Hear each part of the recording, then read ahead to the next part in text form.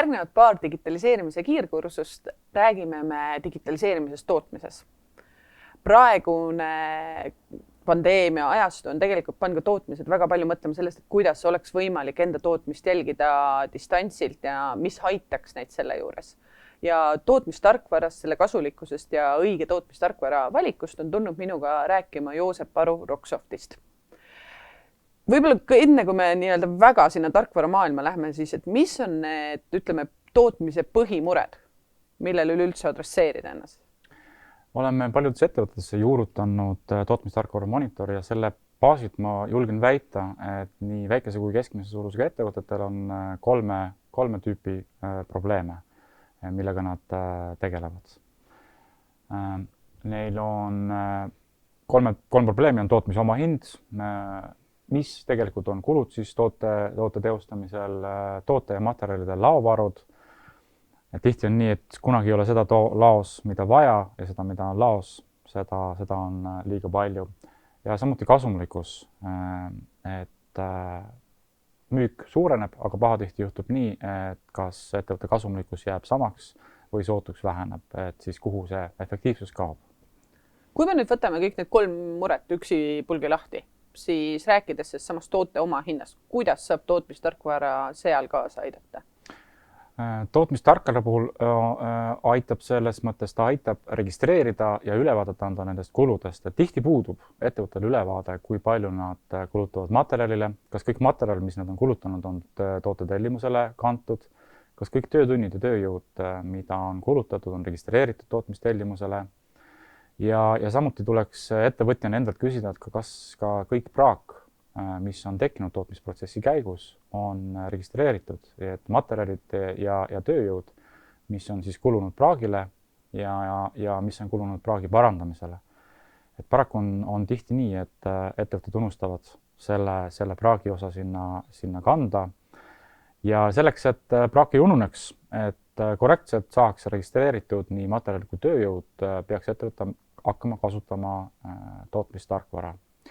Ja teine oluline aspekt siin juures on see, et ettevõte peaks endale hästi selgelt lahti kirjutama tootmistehnoloogia. Siis iga toote valmistamisel ettevõtte loob oma tootmistehnoloogia, kus ta üldjuhul koosneb see tootmistehnoloogia paljudest erinevatest tegevustest. Ja tootmistarkvara annab ülevaate tervikuna nendest tegevustest ja ta võimaldab vaadelda igat tegevust eraldi ja analüüsida ja leida vastused küsimusele näiteks, et äkki on mõnda tegevust mõistlik majast välja viia, allankida. Mõne tegevuse puhul võib-olla on vaja teha investeeringuid oma masinaparki, seadmetesse või inimestesse, et tõsta selle tegevuse efektiivsust ja tootlikkust. Ja kui see ülevaade on olemas, siis tootmistarkvara puhul on seal loomulikult registreeritud kõik need kulud, mis on planeeritud, aga ka need, mis ei ole planeeritud. Ja kui need kulud on teada, siis kiirelt ja lihtsalt detaile unustamata on võimalik ettevõttel arvestada tootmise omahind. Aga on võimalik veel öelda, milliseid otsuseid nüüd selle baasil, siis tootmistarkvara baasil saab ettevõte teha mõni praktilisi näiteid? Kui nüüd sellele tootmise omahinnale lisada juurde marginaalid, üldkulud ja soovitud kasum, siis me saame reaalse müügihinna, mida kliendile pakkuda.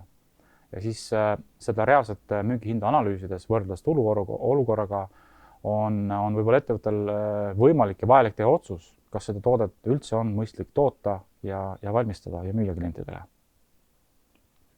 Väga hea, arusaadav igati. Aga kui me võtame nüüd selle teise murekoha, et puudulik ülevaade laovarudest, kuidas siin saab tootmistarkvara abiks olla? Ettevõttel on oluline igal ajahetkel omada ülevaadet, mis täpselt kui palju tal laos on, et ta saaks anda kliendile õigeid tarneaegasid ja teaks, mis hinnaga ja kui palju tal need laos materjali on. Et siin juures ma toon ühe näite. Kui palju on ettevõttel laos sinist toodet ja kui palju on ettevõttel laos kollast toodet? Kas sinise toote best before aeg on juba käes või äkki peaks tegema kollasele tootele allahindlust, sest seda on lattu varutud liiga palju. Ja kui siin nüüd edasi selgub, et neid tooteid, mida klient soovib, ei ole laos piisavalt, siis on loomulikult oluline teada, kas meil on piisavalt materjale, et seda toodet toota.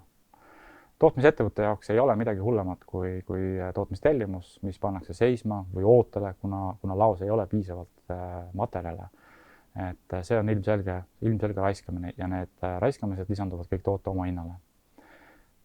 Sealt edasi, kui nüüd selgub, et meil ei ole ka materjali piisavalt, siis on oluline jälle teada, et millal need materjalid jõuavad. Ja seda informatsiooni samamoodi saab tootmistarkvarast. Materjalide latte jõudmise puhul ei ole ei varem ega hiljem ei ole hea. Materjal peab jõudma lattu õigeaegselt. Õigeaegselt lattu jõudev materjal on tegelikult loob aluse ja eeldused ühtlasele tootmisvoole. Ja ühtlane ning katkematu tootmisvoog omakorda loob aluse ja eelduse kulusäästlikule tootmisele. Ma saan aru, et siin saab tootmistarkvara aidata põhimõtteliselt ülevaate saada siis kogu ahelas. Et kõik erinevad osapooled, nii müük, juhtimine kui tootmine, et kõik võidavad sellest. Et see ülevaade on kõigil ühtlaselt olemas.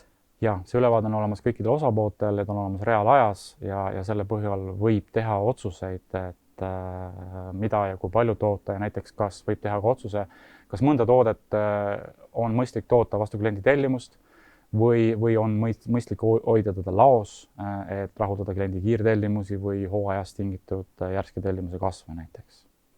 Aga kui nüüd võtame, ma ei tea, teema, mis kindlasti iga ettevõtte juhti huvitab päeva lõpuks, et kus siit tuleb välja see kasumlikkus või kuidas või kas aitab tootmistarkvara saada ülevaadet kasumlikkusest? Ja, me oleme tihti märganud seda, et ettevõtted, kui nad kasvavad, siis suurenevad müüginumbrid, aga kasum jääb samaks või sootuks väheneb. Aga siin annabki tootmistarkvara häid vastused, sest et kasvava, just eriti kiiresti kasvava ettevõtte puhul on oluline seda kasvu teadlikult juhtida. Me peame teadma, kas meie tootmisprotsess on kuluefektiivne ja kas meil iga toode on kasumlik.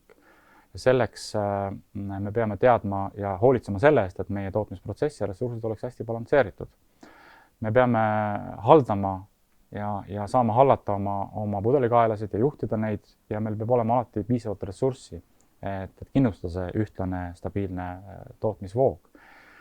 Ja siinjuures parimad tootmistarkvarad lubavad teil luua stsenaariumid, kas on kasvav ettevõte või on kahanev ettevõte. Ja kui tegemist on näiteks kasvav ettevõttega, siis kuhu tekivad uued pudelikaelad, kas on vaja lisainvesteeringuid teha seadmetesse, inimestesse või näiteks kui palju on vaja käibekapitali, et saaks kasvuga kaasa minna. Kui ongi võib-olla kokkuvõtvalt, et mida aitab siis see tootmistarkvara teha paremini kui varem? Ta annab võimaluse ettevõtetel teha faktidel põhinevaid otsuseid ja annab reaalajas ülevaadet ettevõtte olukorrast, nii laoseisust, nii kuludest, et kas me toodame tooted kasulikult, kahjumlikult. Et see on tema eelised. Aitäh sulle, Joosep!